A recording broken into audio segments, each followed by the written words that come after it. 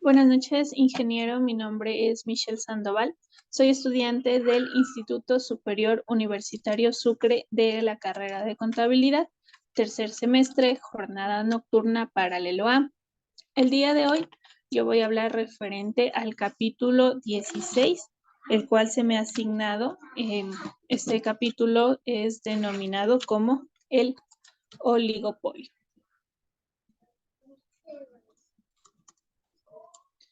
Para empezar con el capítulo, vamos a definir qué es un oligopolio. Un oligopolio se conoce al conjunto de empresas que domina un mercado. ¿Cuál es la característica del oligopolio? El oligopolio prácticamente es un mercado donde existen muy pocos oferentes en relación a la cantidad de los grandes demandantes que existen. Es decir, hay muy pocas empresas para la cantidad de compradores, por así decirlo.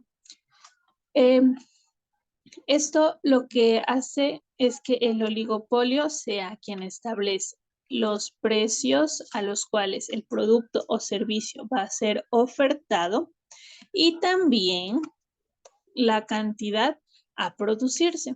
Como un ejemplo de esto, podemos encontrar a la empresa eléctrica o también puede ser una mina petrolera. La teoría de los juegos. En la teoría de los juegos prácticamente nos está hablando sobre los diferentes modelos de oligopolios que existen dentro del mercado. Entonces, encontramos 4 de estos modelos como lo es. El primero, el modelo de Cournot, el modelo de Stockelberg, el modelo de Bertrand y el modelo de Edgeworth. El modelo de Cournot. ¿A qué hace referencia el modelo de Cournot? En este modelo nos indica que las diferentes empresas que están participando dentro del mercado son las encargadas en tomar decisiones referente a lo que vienen a ser los precios a cobrar, los precios que van a establecer para su producto o servicio y de la misma manera el nivel en el cual van a producir lo que ellos ofertan. Entonces, en este modelo, cualquiera de los oferentes puede cambiar su volumen cuando ellos lo requieran, lo necesiten. Pueden aumentar la cantidad de volumen, pueden disminuirlo según sea necesario, pero sin necesidad de que esto termine afectando al otro oferente. Es decir, que no porque el uno de los oferentes cambia su volumen, o el otro oferente pues tiene que hacer lo mismo. Los supuestos del modelo de Cournot. ¿En qué se basa esto? Nos indica que el producto o servicio que ellos están ofertando debe ser homogéneo. Es decir, prácticamente es lo mismo, cumplen las mismas características, pero obviamente al ser de diferentes empresas, pues viene a cambiar el nombre del producto o también servicio. Como ejemplo de esto, podemos encontrar dentro del país las diferentes líneas telefónicas. Tenemos únicamente lo que son 4, como lo es Claro, Movistar, CNT y también Tuenti.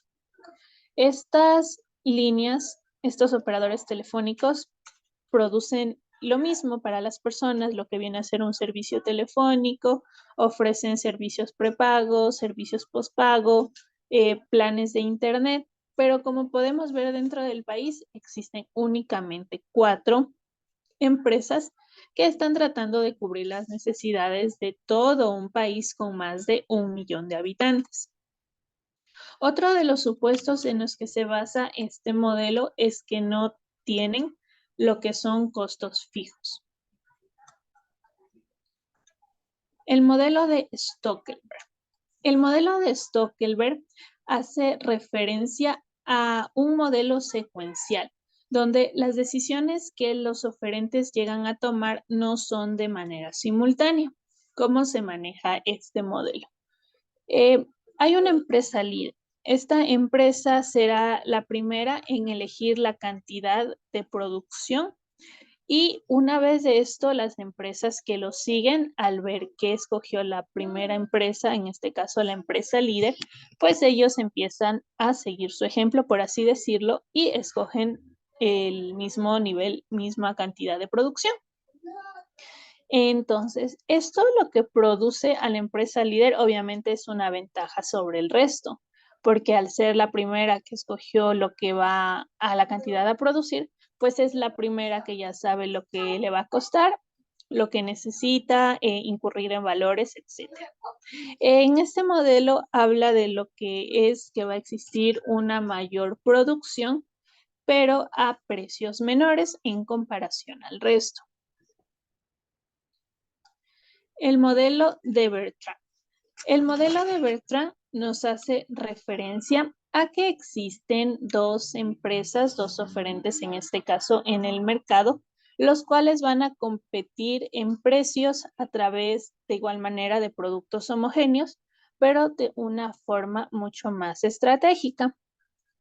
Ellos lo que buscan es ofrecer un precio más bajo al mercado, lo cual va a captar la atención de los clientes y del mercado en general. Entonces, ¿cómo se manejan en este modelo? Por ejemplo, si existe una empresa que ya tiene un precio definido, por ponerlo así, un producto en $10.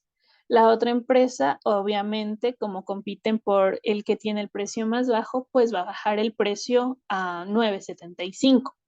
Al ver esto, la otra empresa, como no quiere perder la capacidad, lo que ya tiene en su mercado, pues lo baja a $9.50. Y así esto se va repitiendo consecutivamente una vez tras otra, de esta manera hasta que las dos empresas lleguen a un mismo precio. Los supuestos en los que se basa este tipo de modelo es que las empresas aquí, ellos no cooperan, más bien ellos están compitiendo por establecer precios más bajos, como ya lo había mencionado, pero de una manera simultánea, como explicaba, el uno baja, el otro baja. En este caso, al ellos establecer precios más bajos, obviamente los consumidores van a optar irse por la tienda, empresa u oferente donde el precio sea más bajo, lo cual es una desventaja para la otra, pues porque le deja sin clientes. En el caso de que se llegue a un punto en el que las dos empresas tienen el producto, el servicio al mismo valor, pues ya quedaría a decisión de sus clientes. Ellos escogerían al azar o verían otro tipo de características como la calidad de los productos, el tiempo de duración. Entonces, eso ya viene a ser algo que depende únicamente del mercado. Como cuarto modelo encontramos el modelo de Edward, donde nos explica que existe una capacidad limitada para la producción. Ellos establecen una cierta cantidad a producir para de esta manera no exceder los costos en los que se pueden llegar a incurrir. Sin embargo, pueden existir temporadas en las que estos precios varían. Por ejemplo, puedo decir yo, los chocolates normalmente en una empresa están a un precio, pero por temporada de San Valentín, obviamente como es una temporada más rentable, una empresa puede decidir si lo mantengo el precio o lo bajo como oferta, ya que sé que va a haber más demanda. Entonces, esto prácticamente sería lo que hace el modelo de Edward. Se mantiene lo que es la producción, pero en temporadas, pues los precios pueden llegar a variar dentro del mercado. El precio aquí se escoge suponiendo y creyendo que la otra empresa va a continuar normalmente siempre cobrando lo mismo. Se supone y se cree pues que la otra empresa, el otro oferente, no va a bajar, no va ni a aumentar ni a bajar el valor de lo que ellos ofrecen. Dentro del modelo encontramos lo que son los precios versus las cantidades y el modelo Krebs-Schneekman. En esto nos habla que se supone de igual manera que las empresas deciden precios y cantidades. Anteriormente es lo que se creía, que una empresa establecía los precios y cantidades, pero no lo hacía tal vez de manera consciente, por así decirlo, sino como que al azar, como que yo voy a cobrar $3 por esto y con esos $3 voy a producir 10 unidades. Entonces se realizó un estudio, se hizo un ensayo, de lo cual se llegó a concluir que en la actualidad la manera en la que operan las empresas es primero eligen las capacidades de producción. Con esto se logra identificar, tengo tanto dinero, con tanto dinero, ¿qué puedo yo producir? ¿Cuánto voy a producir con esto? Entonces, una vez definido ese tipo de detalles, se viene a establecer lo que son precios. Entonces, no es como se pensaba anteriormente, que fue la conclusión a la que se llegó al ensayo que se había realizado. Otro de los temas que encontramos dentro del oligopolio es el oligopolio como un juego repetido. ¿A qué hace referencia esto? Esto prácticamente nos habla de las diferentes sanciones que se aplican cuando una de las partes no cumple con lo que anteriormente se pactó o se estableció.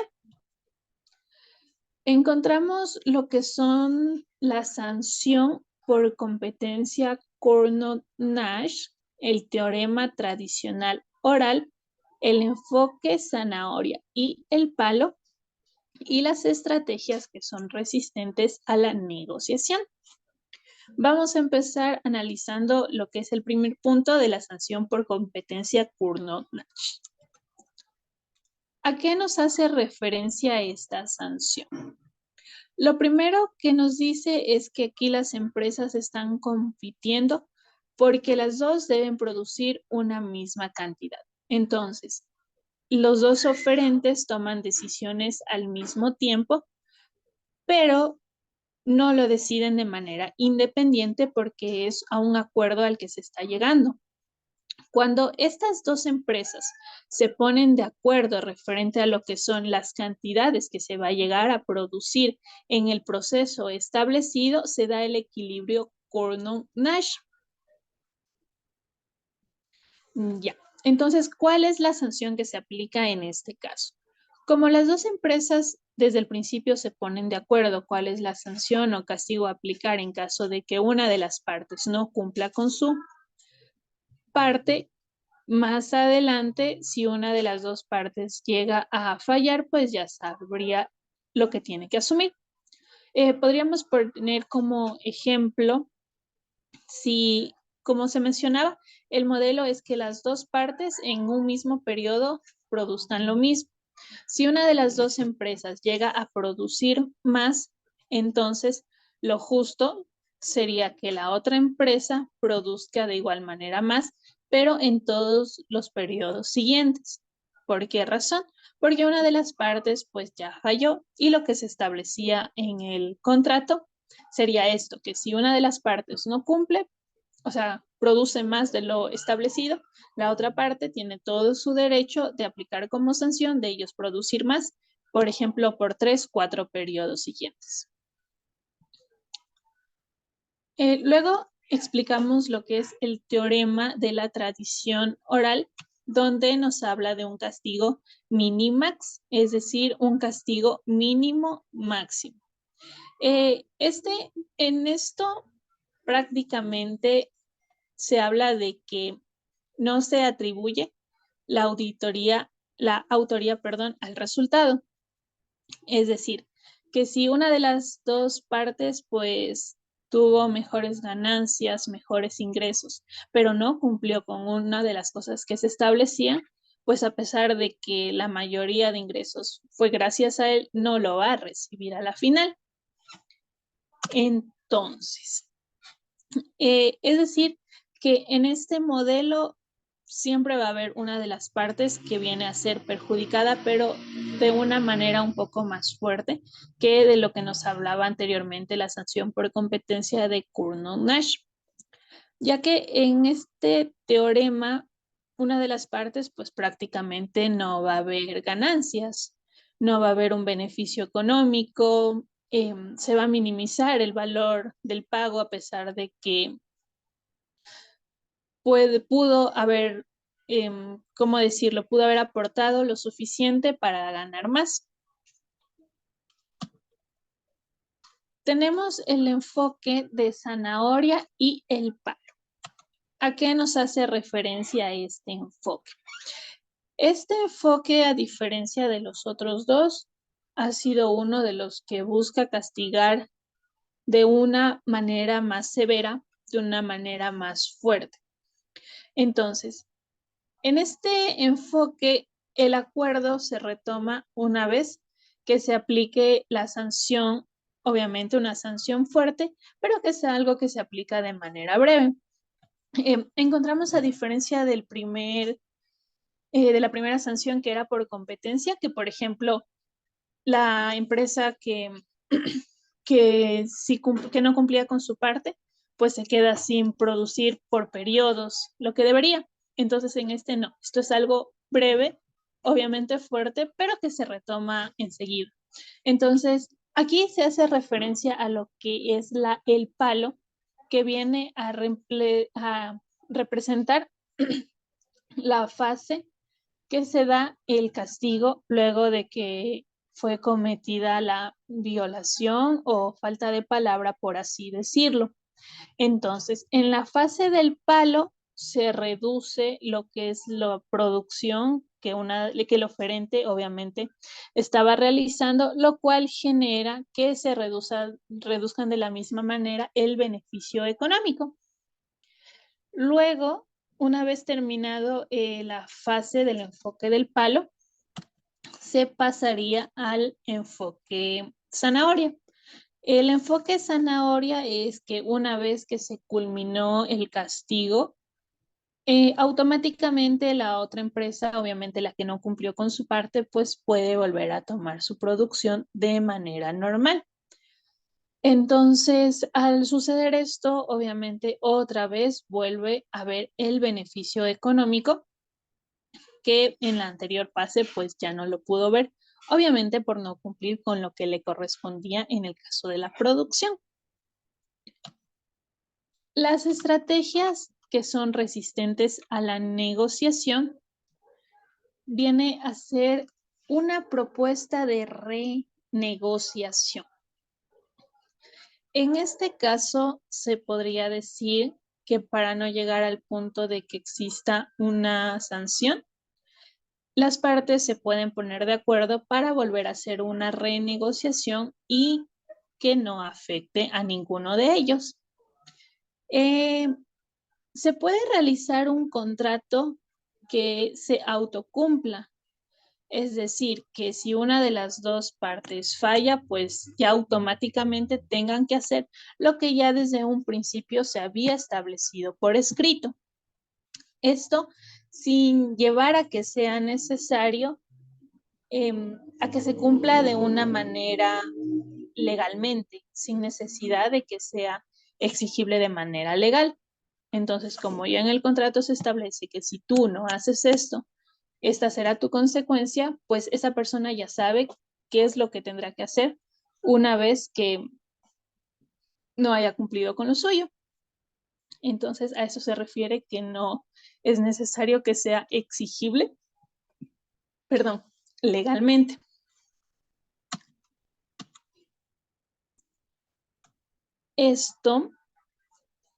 Esta renegociación, en caso de así darse, una vez que una de las partes no haya cumplido con lo que debía, va a reemplazar el castigo. Entonces, podríamos poner aquí como un ejemplo. Dos empresas establecieron producir 100 unidades. Pues la empresa que no cumpla con lo establecido, obviamente tendría una sanción o un derecho a una renegociación. en este caso. La empresa no cumplió con lo que debía, produjo más de lo que se había acordado. Entonces vuelven a hacer una renegociación donde para no afectar tanto, pues se indica que la otra empresa produzca 75 unidades por 2 periodos. Entonces, prácticamente ya sería cómo las partes oferentes puedan quedar de acuerdo en esto.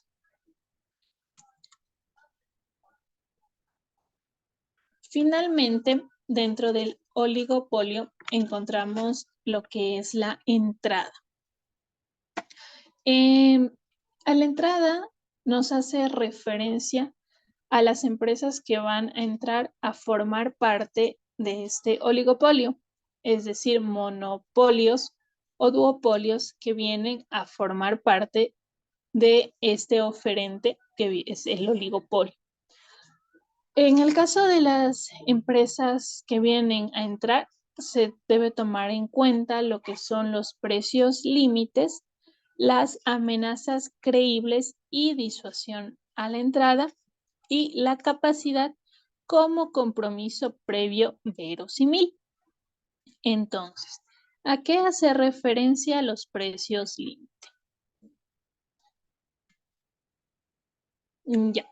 Los precios límite nos indica que los monopolistas pueden llegar a fijar un precio límite y de la misma manera un precio límite para lo que son los costes. Entonces, estos son precios que se van a tener que analizar para la empresa que ingresa, ya que más adelante no va a haber un beneficio extraordinario. Entonces, a lo que ellos quieran producir, sea bien un bien, por así decirlo, valga la redundancia, o un servicio, ellos deben tomar en cuenta cuál es el precio máximo que van a poder ofertar por lo que ellos están produciendo y cuáles son los costos máximos de la misma manera en los que pueden incurrir en el proceso de elaboración de su producto o su servicio. Porque si ellos no toman en cuenta este tipo de cosas, más adelante, si de pronto se excedieron tal vez en los costos, obviamente si se exceden en los costos, esto va a generar que el precio del producto pase a ser mucho más alto, lo cual no les conviene porque recordemos que, como lo mencionaba al principio, existe un precio límite al cual ellos no pueden acceder. Entonces, si ellos rebasan el costo, lo que les genera un mayor valor de precio, el cual no van a poder establecer, ya vendrían a generar una pérdida, porque como mencionábamos al principio, al establecer el límite de precios, pues ya no van a tener beneficios extraordinarios en caso de que una de las partes pues no lo tenga en consideración. Las amenazas creíbles y disuasión a la entrada. Ya, las amenazas que se pueden venir presentando cuando una empresa está ingresando son el hecho de tener limitaciones para no tener los argumentos suficientes para indicarle a la nueva empresa que no crea tanto en las amenazas entrantes, es decir, que no se enfoque tal vez en los contras, porque como en todo lado, siempre encontramos pro y contra. Obviamente, si uno se enfoca en lo malo, pues no entra, por así decirlo, con la mejor actitud. Entonces, esa viene a ser una de las amenazas dentro de lo que es las entradas de las diferentes empresas, el no tener argumentos para indicarle a la nueva empresa el nivel al que se puede llegar de ganancia al ingresar al oligopolio. También tenemos otro tipo de amenaza que viene a ser la debilidad para ignorar la interdependencia estratégica. Cuando uno ignora de lo que es capaz las diferentes empresas que forman parte de esto retrasa en conjunto, porque recordemos que hay diferentes empresas que van a entrar a formar parte de este oligopolio. Entonces, si ignoramos la capacidad a la que pueden llegar cada una de las empresas, es algo que en general va a retrasar al oligopolio del que se está hablando. obviamente sea el caso. Y otra de las amenazas que se da en el momento de la entrada es la falta de credibilidad, que el monopolista pueda entrar al mercado y, a ver, por así decirlo, sería que el monopolista entre al mercado, pero pues no se crea en esa empresa que va a entrar, que no se tenga pues la confianza suficiente, que los argumentos, la propuesta de trabajo que ellos indican pues no sea lo suficientemente creíble. Entonces, prácticamente el conjunto de estas diferentes amenazas y disuasiones genera que la empresa, el monopolio, decida si entra o se queda fuera. Que obviamente, pues, que se quede fuera no sería el resultado que se está buscando. Finalmente, tenemos la capacidad como compromiso previo verosímil. Para que las empresas puedan explotar a su máximo la capacidad, se propone que nombren un gerente, una persona en sí que sea capaz de estar dedicada al 100% al giro del negocio, a la empresa, y de esta manera tome las decisiones correctas por ellos. Entonces, se puede generar un contrato donde al gerente se le ofrezca pagar en función al mercado. Entonces, obviamente, uno le habla con resultados, le indica las ganancias, el nivel en el que está el oligopolio, cómo va creciendo, y pues sería una manera de incentivar a que este gerente explote al máximo sus capacidades. Adicional a esto, también encontramos el modelo de competencia de secuencias de capacidades de Spen-Dixit. ¿Qué es lo que nos indica este modelo? El modelo nos está mencionando que las empresas entrantes tienen toda la capacidad para aumentar el volumen. Obviamente, al un oligopolio nutrirse de más empresas, es decir, o sea, tenemos más personal, tenemos todo a favor para aumentar el volumen. Si con 10 personas producíamos un producto o un servicio, es decir, 100 cantidades, pues con 20, 30 personas esa cantidad se puede duplicar o en muchos de los casos incluso triplicar, que es obviamente algo que le conviene a la empresa, al oferente, en este caso al oligopolio. Adicional a esto, la empresa entrante puede también incurrir en los costos fijos. Como ya no va a haber, como lo decía, si antes con 10, 100 personas teníamos tanta producción, obviamente si viene una nueva empresa, ella sabe, ella debe asumir que debe también incurrir en los gastos que se generan en la empresa, costos fijos como servicios de agua, luz, todo lo necesario pues para llevar a cabo la producción, sea del bien o del servicio, porque a la final del día, por así decirlo, es algo en la cual todas las partes van a ganar, todos los monopolios que hayan ingresado a formar parte de esto, obviamente tendrán que hacer un desembolso para incurrir ciertos costos fijos, pero les va a generar una ganancia, que es obviamente lo que todo mundo estaría esperando. Entonces, prácticamente de esto nos habla la capacidad. Utilizar la capacidad, sea de la empresa, sea de los monopolios, para explotar al máximo y pues que al final del día se refleje una ganancia. Entonces, eso prácticamente sería mi explicación referente al tema. Muchas gracias, ingeniero, por la atención brindada, esperando que tenga una excelente noche. Me despido. Muchas gracias.